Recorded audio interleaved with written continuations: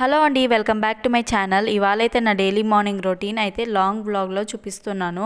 ఇక్కడ నేను ఎప్పుడు రోజు నీట్గానే పెట్టుకుంటాను. నైటే ఆల్మోస్ట్ ఆల్ క్లీన్ చేసుకొని పెట్టుకుంటా కాబట్టి స్టవ్ పొద్దున్న లేవగానే నాకు కొంచెం పీస్ఫుల్గా అనిపిస్తుంది. నేను ఎప్పుడు షార్ట్స్లలో చూపించే నా డీటాక్స్ వాటర్ అయితే ఇక్కడ చేసుకుంటాను. నెక్స్ట్ ఇక్కడ రైస్ అయితే పెట్టేశాను అనమాట. వాటర్ మాత్రం కొంచెం హీట్ ఎక్కువ అయిపోయినాయి అనమాట. ఇక్కడ వంకాయ కర్రీ చేస్తున్నాను. నాకు 1.5 hour అయితే ఖచ్చితంగా వంటగదిలోనే సరిపోతుంది. సో కూరగాయలు కట్ చేసుకుంటా, బియ్యం కడుక్కుంటా, నా డీటాక్స్ వాటర్ చేసుకుంటా, ఇవన్నీ చేసేసరికి ఖచ్చితంగా టైం పట్టిద్ది. ఇవాళ నా డీటాక్స్ వాటర్ కింద అయితే జీలకర్ర వాటర్ అయితే తాగుతున్నాను. ఇక్కడ వంకాయ కర్రీ ప్రిపేర్ చేయడానికని గుత్తు వంకాయలు తీసుకున్నాను, కాకపోతే నార్మల్ వంకాయ కర్రీ చేస్తున్నాను. వీడియో మాత్రం చాలా లెంతీ, కాకపోతే నేను ఫాస్ట్ ఫార్వర్డ్ పెట్టడం వల్ల చాలా తక్కువనే, ఒక 5 minutes ఉంటుందేమో కావచ్చు. ఒక సగం ఉల్లిగడ్డ తీసుకున్నాను, కొన్నే వంకాయలు కాబట్టి. సో ఈ వంకాయలు కొంచెం గట్టిగా అనిపిస్తున్నాయి, లైట్గా ముదిరినాయి. నాకు ఖచ్చితంగా ఒక 2 hours అయితే టైం పట్టిద్ది అనమాట ఈ పనులన్నీ చేసుకోవటానికి. సో నా 2 hours ఆల్మోస్ట్ ఆల్ అంతా పని అయిపోతుంది. ఇదంతా క్లీన్ చేస్తున్నాను అనమాట వంకాయలు మంచిగా కట్ చేసుకోవటానికి. నాకెందుకో ప్లేట్ల కన్నా చాపింగ్ బోర్డ్ యూజ్ చేసేకంటే ఇట్లా కింద పెట్టి కట్ చేయటమే చాలా ఈజీ అనిపిస్తుంది. సో నేను అది ఎప్పటికప్పుడు క్లీన్ చేసుకుంటా, ఎందుకంటే వెజిటేబుల్స్ ఖచ్చితంగా దాని మీదే కట్ చేసుకుంటా. ఎవరికి ఎట్లా అలవాటు అయింది అట్లనే అలవాటు అవుతుంది కాబట్టి ఇలానే కట్ చేసుకుంటా. సో నాకు ఈజీగా అనిపిస్తుంది అనమాట. నేను ఇక్కడ కట్ చేసుకుంటా, కూర వండుకుంటే నాకు చాలా తొందరగా టైం కూడా సేవ్ అవుతుంది. చూసారా, ఇట్లా కట్ చేసుకుంటే ఎమ్మటే వేస్తూ ఉంటా. ఈ వంకాయలు అయితే కట్ చేసుకున్న తర్వాత కళాయిలో వేసిన తర్వాత నేను వీడియో పాజ్ చేసి ఇల్లు ఊడ్చుకుంటూ వచ్చేసాను, పక్కలన్నీ దులిపేసుకొని. నేను చేసే పనులు మొత్తం చూపిద్దామంటే వీడియో లెంత్ ఎక్కువ అయిపోతుంది, అంతసేపు చూసేటోళ్ళు కూడా ఉండరు. సగం చూసే ఆల్మోస్ట్ ఆల్ చాలా వరకు స్కిప్ చేస్తూనే ఉంటాను. నేను ఏ పనులైనా చాలా ఫాస్ట్గా చేసేస్తాను. ఇక్కడ మాత్రం బర్నాలు అయితే చాలా సిమ్గా వస్తుంది అనమాట, ఫ్లేమ్ ఎక్కువ రావట్లేదు. పక్కంది కొంచెం అది చిన్న బర్నాలైనా కొంచెం ఫ్లేమ్ ఎక్కువ వస్తుంది. ఇది చూడండి, చాలా పెద్ద బర్నాలు.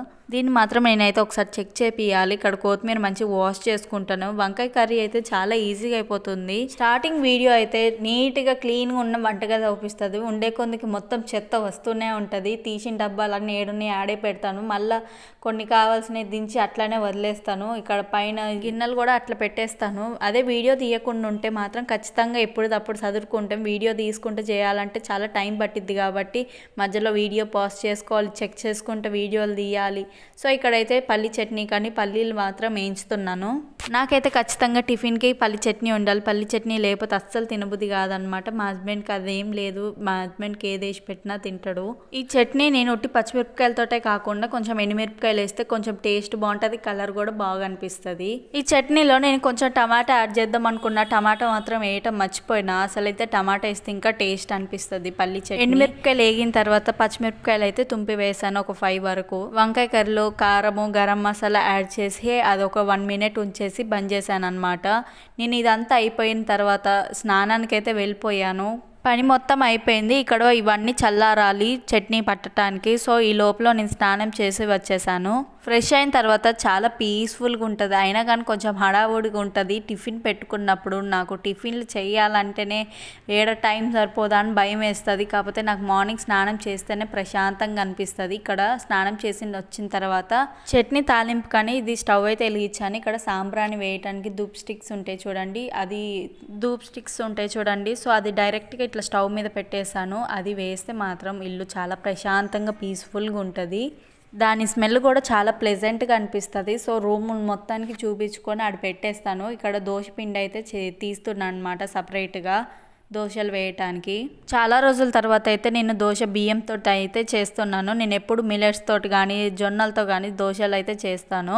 నిన్న టైంపాస్గా అయితే మేము కొంచెం బయటికి వెళ్ళామన్నమాట. సో మా హస్బెండ్కి చెప్పలేదు రేపు దోశ చేస్తున్నాను. నిన్న నైట్ అయితే మేము దోశ తినేసి వచ్చాము. ఆ వీడియో కూడా నేను ఖచ్చితంగా షార్ట్స్లో పెడతాను చూడండి. ఇక్కడ తాలింపు అయితే వేసేసాను. దోశలు వేయటం ఒక ఆట అయితే దాని తీసుడు ఇంకా పెద్ద ఆట అనమాట. నా దోశ ప్యాన్కి అయితే ముందు ఆనియన్ రుద్దుడు, ఆయిల్ వేసి రుద్దుడు ఇదంతా ఏం అవసరం లేదు, డైరెక్ట్ వేసిన ఎమ్మటే వస్తాయి. అలా అని ఇదేం కొత్త ప్యాన్ కాదు, పాతదే, 4 సంవత్సరాలు అయింది కొని కూడా. ఈ దోశలు చేసేటప్పుడు పక్క నుండి మా హస్బెండ్ అయితే నాకు టైం అవుతుంది తొందర తీసుకొనిరా అని చెప్తుండో. సో ఇక్కడైతే చట్నీ పట్టేసి మంచిగా చూడండి చట్నీ ఎంత కలర్ఫుల్గా ఉందో. దోశలు అయితే వేసి మా హస్బెండ్కి ఇచ్చేసాను. ఈ లోపల మా హస్బెండ్కి క్యారేజ్ బాక్స్ కట్టాలి కాబట్టి సో అన్నం కట్టేసి వంకాయ కూర కట్టేశాను. నా ఛానల్ కనుక మీకు నచ్చినట్లయితే please like, share and subscribe my channel. ఇంకా వీడియోస్ పెడుతూనే ఉంటాను.